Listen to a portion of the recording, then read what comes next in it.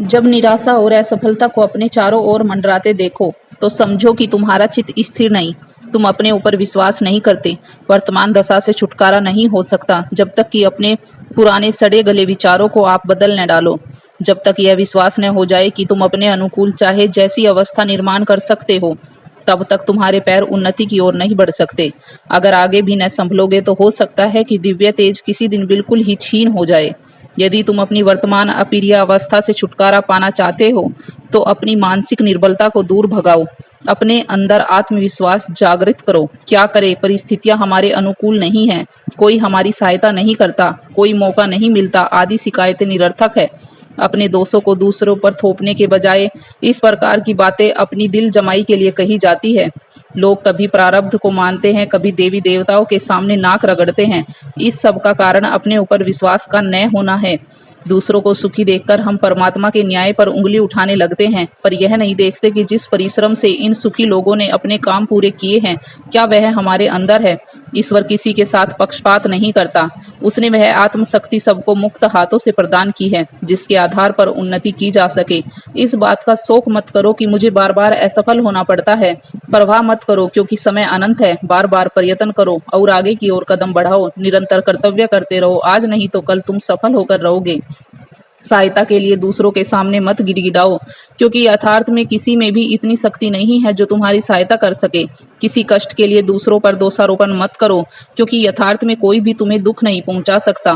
तुम स्वयं ही अपने मित्र हो और स्वयं ही अपने शत्रु हो। जो कुछ भली बुरी स्थितियां सामने हैं वह तुम्हारी ही पैदा की हुई है। अपना दृष्टिकोण बदल दोगे तो दूसरे ही क्षण यह भय के भूत अंतरिक्ष में तिरोहित हो जाएंगे।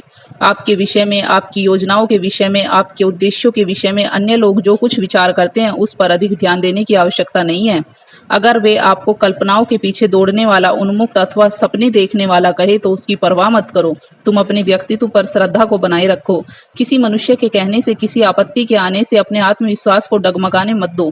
आत्मश्रद्धा को कायम रखोगे और आगे बढ़ते रहोगे तो जल्दी या देर में संसार आपको रास्ता देगा ही। आगे भी प्रगति के प्रयास जारी रखे ही जाए, पर वह सब एक खिलाड़ी भावना से ही किया जाना चाहिए।